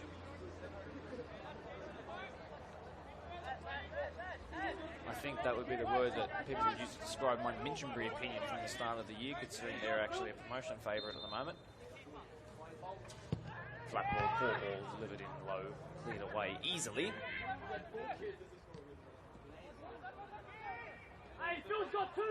Yeah, got some love coming in for the Rangers right back, Philip Griffith, from around the grounds. I won't use names, but really good to see that a guy who's, again, I might be being fed lies here, but his 21's eligible, having a really, really solid game. And I think it was his run right here under the nose of the camera that's probably triggered a lot of people to go, hey, this kid's a serious player. Yeah, this kid can play. This kid can play. I say he played against us in the, I think it was a reserves game when Partney won the game. And he was a standout in the reserves team for Town Rangers. Holds the ball well. You know, he's still got a bit of growing to do. Understands the game. Good positional awareness. You know, moves into the spaces. Kid can play. That was Radea Achaya for the first time of note. He's offside. Kobe offside. Benny Barrow has to be careful. The last touch off. That's just lazy. That's just lazy football. Well, once again, I'd have to suggest Benny Barrow probably shouldn't be on the pitch at this point. Realistically, you can't bring a player who's been out off the back of surgery 72 minutes now into this match. Into a match where he's had to work hard because the line's been so high too. Chance here for 5. Cleared away by Andy Barnes with real comprehension. 3-on-1. Flicked on by Nikolopoulos. Haven't seen Alumi really touch the ball just yet. No, Ash is lost in that at the moment. Wonder if he's... Game's going beyond him. Well, considering he was one of the players of the year last year, made it into the team of the year, was an all-star representative, as we've already talked about, it's interesting to see that he can't hasn't started either of the match of the round games here for Town Rangers.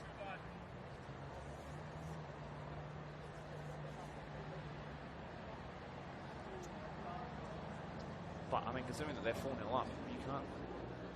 Yeah, I think if the midfield of Town Rangers got on the ball, there could be another couple of goals in this. But Oakville are holding in, you know, they're going well. Barrett goes back, technically another interception, which will probably take him beyond 10 at this point. It was Achaya who was running through, trying to put the pressure on. Back it goes to Kyle Puffett.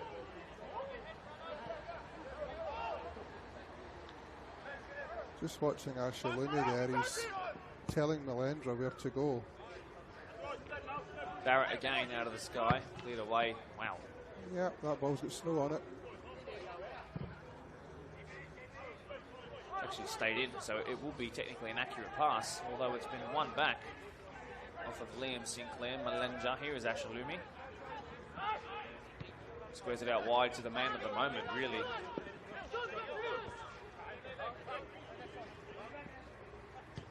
Silly ball, Ash. Slips as well. Why you're doing that, sir? Reds Mecca. Ball put back in by Aidan Wilson. The match around debut for the man in the 22 jersey in purple. Nice ball inside. Frank Kobe's taking himself wide. Why, Frank? Corner is the claim. Corner is the result. But Franklin Kobe maybe should have cut back inside of his man there. Or just taken a shot off quickly. One good thing to see about Town Rangers is they're about to make another couple of substitutes. The camaradade's there. You know, you can see they're actually playing for each other now. And Blake's done a good job in bringing the boys back together after, you know, a bit of a up and down couple of weeks. Jared Burgess, one of the boys to come on, scored a 30 to 40 yard bomb earlier in the season. Has been used majorly off the bench this season. He a one experienced player.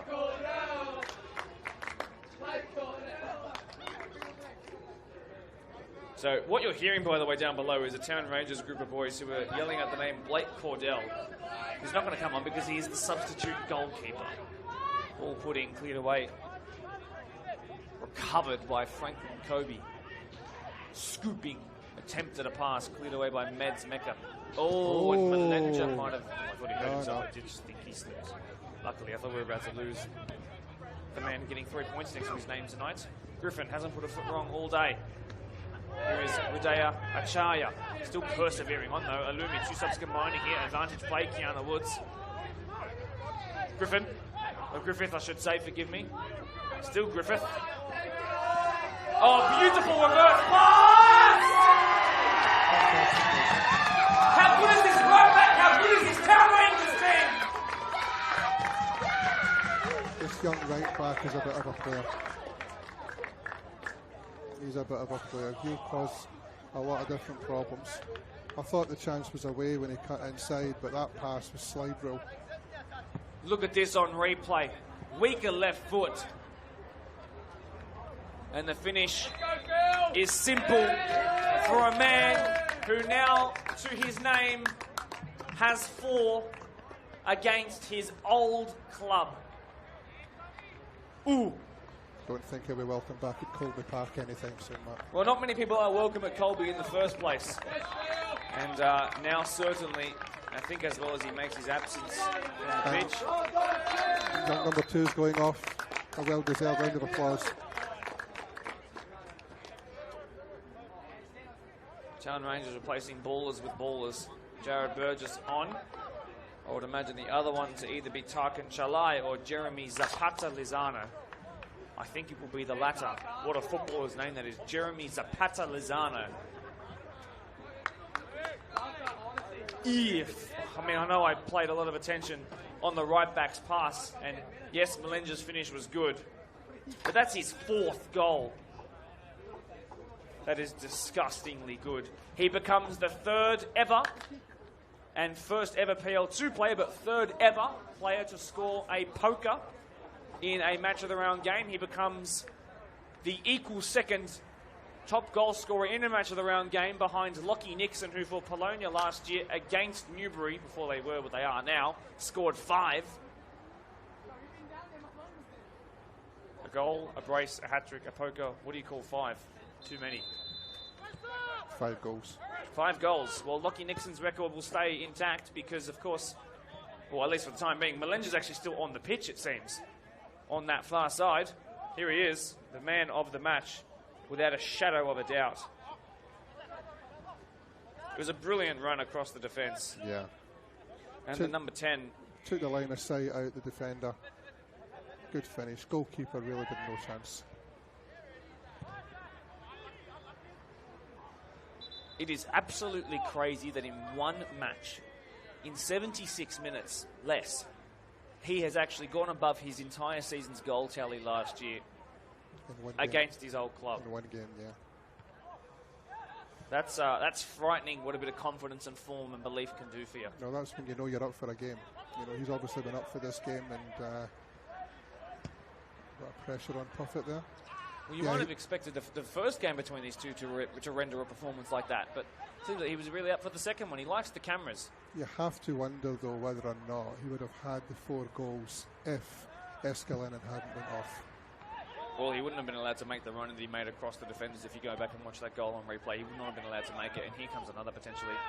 Rudea Achaya. Movement's good. He's got really he's quick looking for feet. it again. He's looking for a fifth goal for the man in the number 10. Oakville looked tired. It's Tarkin Chalai, by the way, here in the 21. Oakville do look tired. Forgive me for interrupting. That's offside. Yeah. And as I say, this is the second of 4 games within 13 days for Oakville.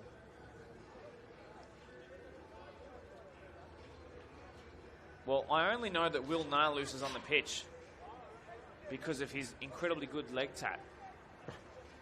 However, no, in fact, he is on the team sheet. I just forgot to scroll. That's good for me. Still learning, 5 years into the gig.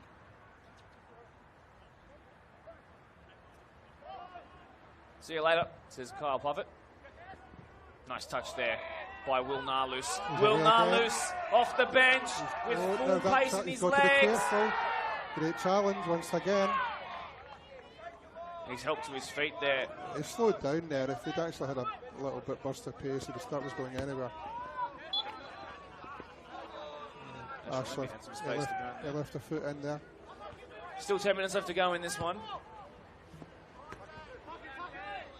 Tarkin Chalai, who's usually a striker, is now preferred to deputise off the bench these days. He was, prior to that, known very well around the ground as a goalkeeper, much like his father, who is actually still registered as the reserve grade goalkeeper, is Ahmet Chalai, into his early to mid-40s now, which is a rather impressive old stat. Not quite Vikash Mishra, who came up with an own goal in the most recent round of Premier League games. He's on again. Narloose, flag stays down, he's got a chance to square it or take... Oh, he's off, he's got to be off the field. It'll be a penalty and a yellow. Yeah, yellow. Yeah, yellow. Barrett, on yellow. his return to football, has been cautioned, has given away a penalty, and this is about to most likely become 6-zip. And Mwene Melenja could come up with either his 5th goal and equal a very, very unlikely to be broken record. He wants to, but Ashalini's got the ball. I think he's going to do that thing that's quite popular on TikTok now, James, and just hold it and then give it to the actual penalty taker. I think they're also seeing the name Kyle thrown around the mix. Nah, the king of the pitch will try and take this. He'll want something. He's had a rough week, the kid, so give him the chance.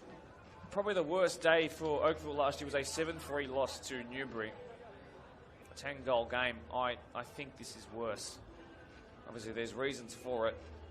It shows how good their performance was in the 3-2 last time. Asher Lumi looking for a first match of the round goal in Town Rangers colours since making a huge off-season transfer from Glenwood from 12 yards. Riley White to beat. Asher Lumi, it's found the top corner off of the hands of the keeper. A well-taken penalty renders his first goal, and he's got a message for us, it seems. Whatever that means. Gets the ball up He's allowed to do whatever he wants. Interesting to see that a man off the bench was able to take the penalty. Yeah, I think it was, as soon as that penalty was called, it was always going to be Ashes. He's unfortunately celebrating as if it was 1-0 in the 90th minute, but, you know. Liam Sinclair goes for the halfway line goal.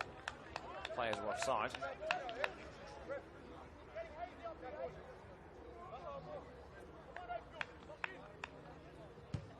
I think for Oakville, it's let's get out of here, let's regroup, let's see what we can do next week and put tonight behind us. Well, I've never seen a kickoff lost before. Now I have. That's the first. Asher Lumi's got a bit of a spring in his step, and he's played a gorgeously audacious pass out wide from one sub to another. Be a yellow card, potentially a second one there for the left back of Oakville. It won't be. Just a whistle below. Lumi's going to take this one as well. He's going to take it off a fellow 21's eligible kid. Frightening to think that Asher Lumi is as senior as he is in terms of his style of play and mentality, despite being, I believe, still a teenager heading into the start of this season. Yes, yeah, correct. We've spoken a lot over the course of the last few months. I've known Ash's family for about 6 years. He's a good kid. Here is Lumi. Low flat ball looking for the man he came onto the pitch with in Radea Achaya. Not to be. Perhaps a look at our live chats to happen as we head towards the end parts of this game. Sam Burke getting some applause for being unselfish. And we've got some requests for Mwene Malenja to get some dance lessons.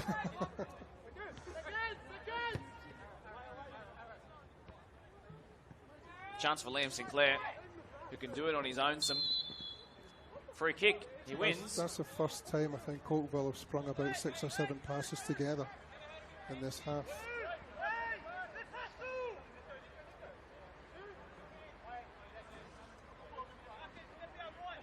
And we've got players from Town Rangers reserve grade chatting to some of the players from Oakville reserve grade, as this is easy for Puffett, talking about giving each other wedgies during the finals series. That's a first.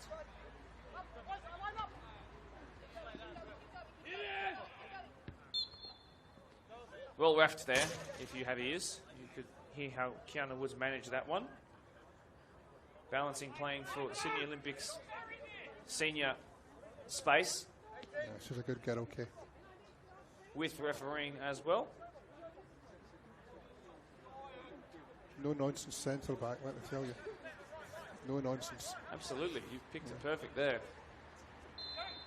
6-zip the scoreline, but Buchanan to take this one. And that defines the game in one swift kick of the ball. Not on target today. Just listen to how silent it is out there. Yeah, I feel like I'm filling gaps. I can't understand this. There's no communication really. I'm watching Blake, I'm watching the Oakville coaching staff as well. Nothing. I think Oakville have given up, and Drew are just thinking the game's won. And it is, the game is over. Now it's about making sure there's no silly tackles, no injuries, and see the game out. I remember when Oakville used to wait for me after live stream matches to hear what I'd said about their players as Benny Barrett comes in and risks. Slid him really well there. Stretched out. Might have hurt himself too. He's still playing. He's going to play the rest of the game, Benny Barrett. I remember when Oakville used to wait for me and chat to me and ask me, what kind of nice things did you say about us? Because they used to require me to have nice high standards about them. And that era seems to have ended today. This is a poor game, a dour result, a humbling result, and I think it basically confirms that. I think my prediction is off the back of the injuries that have been suffered today and how long they're going to lose Escalinen for, so a week. I think that their finals push is most likely probably a bit out of arm's reach now, just because of the injuries and the lack of a recognised striker. I wouldn't be surprised, but as I said, Oakville will give what they have. They'll give everything till the final minute of the final game. That's just the way they are. But I do think that you wonder whether or not this is actually a false positive for Town Rangers. You know, they've taken half a dozen goals off a team with 10 men with injuries. You wonder if... Beating a team while they're down. Yeah, you wonder whether or not this is a good performance. Yes, there's been great individual performances from Melendra and the other lad, but you wonder if it's a true representation of where they are. You know, I'm not sure who they're playing next week, but it's obviously coming off the back of a draw with Newbury and a win against St Pat's. So Town Rangers have Premier Spurs. So you've got them up against Fab, and you know that is a game that Fab certainly will be up for. Chance here to make it 7. No, he's offside. Well reffed. Yeah, well done. Didn't look across the line. That's just a lack of intelligence, a lack of positional awareness on the young lad. The one good thing for these Oakville boys is after their game against you, they have to, or they will get to wait until Sunday at least to play Prospect. Like at least it's not a Minchinbury or a Town Rangers again, or a Newbury at the Prospect. It's a Prospect with Blake Curry.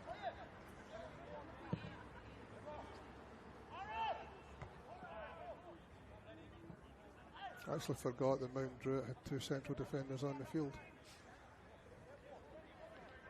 But again, I know I've said this a couple of times, Blake Curry, the coach, Blake Morris, has not relented from retaining that back 4. Chance here. Now loose. Switch it. That's the play. Curling ball, looking for Achaya. And it was well read in the end. And cleared away, but not comprehensively. There's another Oakville player down. Player of Oakville colours down. Offside flag. That would have hurt. That would have really hurt Achaya on that far side. It's a stinger in the cold. And it's also going to be Harry Perkis who's down. I tell you what, when this game hits the 90th minute, which it actually will tick into right about now, I reckon just bring it to a swift end, no different to the Champions League final on a month ago. Bring it to a swift end, let these cold boys get out of here, because the game is done, the result is done, and a lot of Oakville players are really, really struggling now. Almost have to say, feel bad for them in a way. A game that was lost, not through a red card of sheer brutality or force. It wasn't a terrible, like, I'm not sure if you saw the tackle last week that led to a red card. It was studs up 2 foot straight into the ankle. It was the clearest red card you'll ever see. That was nothing like that. That was a last-ditch challenge that, yes, was a red by the letter of the law, but it wasn't malicious or anything, and at the end of the day, it's cost Oakville this game. Yeah. And that's why sometimes you feel a little bit poor for them, but yeah, this is a poor day that, again, in my opinion, as I've said before, will probably end their finals push for this season.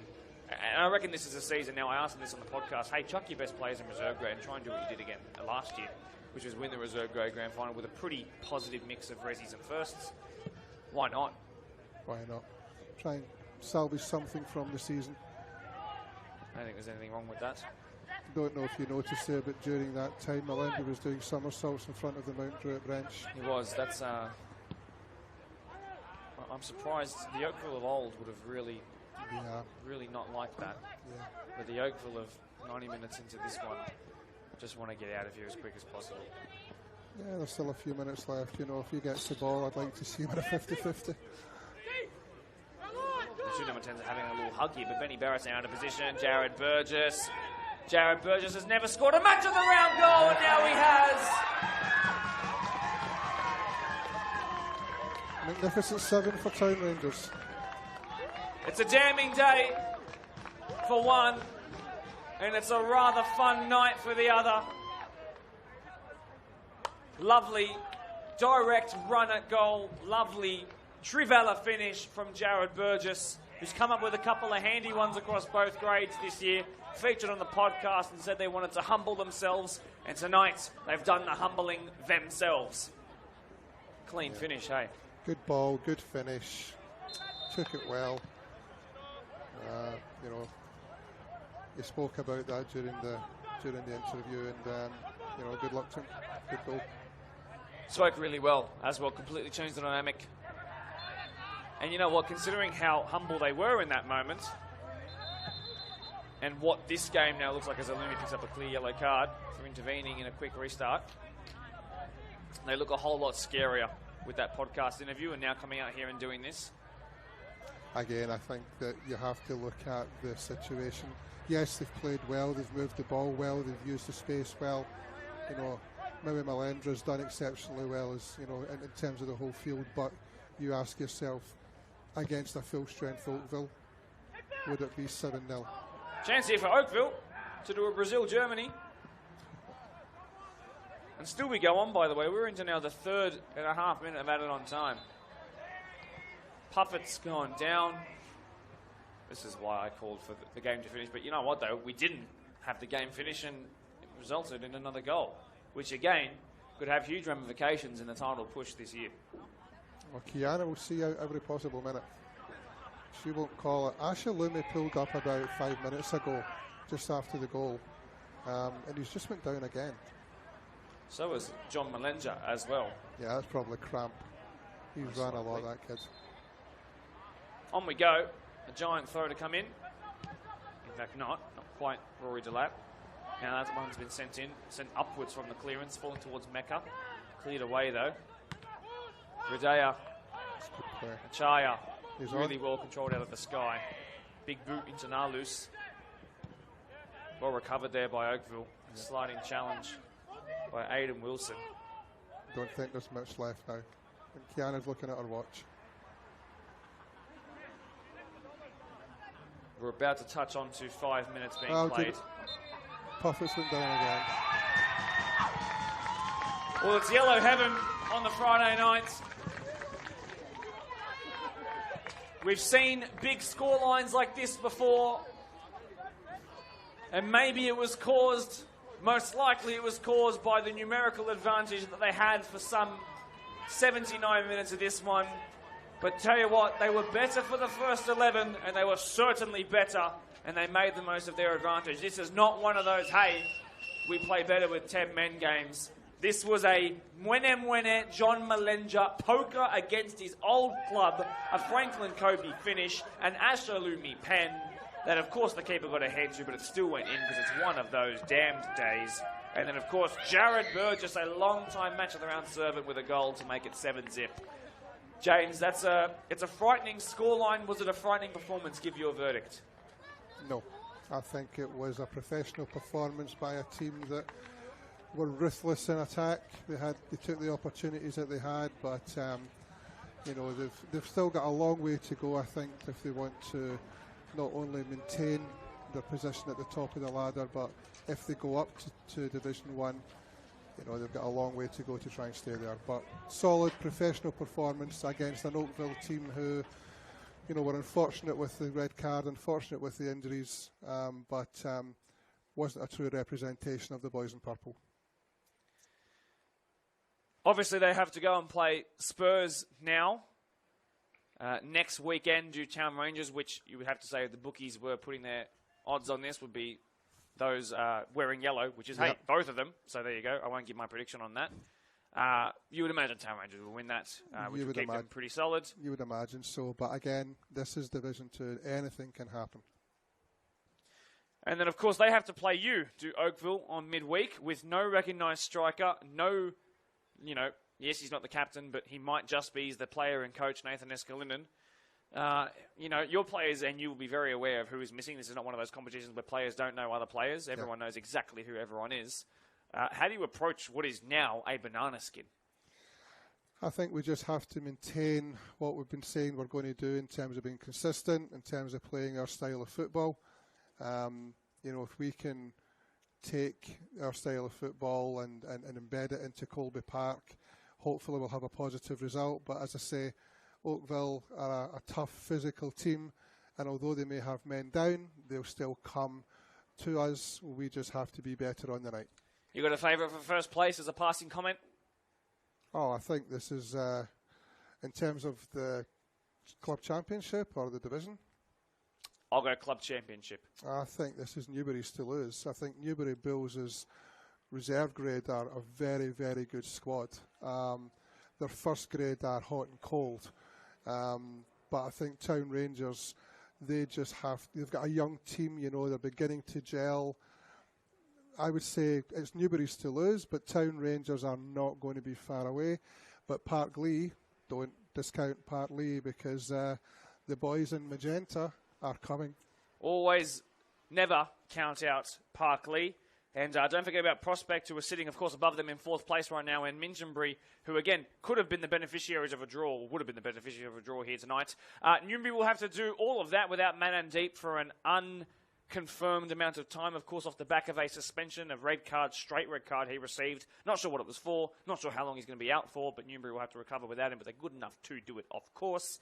It is going to be a fantastic run into this season, and I think, Town Rangers being ahead on the table, having played on this Friday night before Newbury tomorrow, does it give a bit of a psychological advantage? People talk about games in hand. Well, then you have to play catch-up as well, and that can look a bit daunting. At the end of the day, just win the game in front of you. It can't be that hard, can it? Well, it can, to quote a legend again. James, it's been an absolute pleasure to have you on here. I really do appreciate all the contributions you've given from prefer the first whistle to the last. It's been an absolute pleasure. Thank you so much for your time here tonight. Thank you for having me, and I hope everyone enjoyed the game.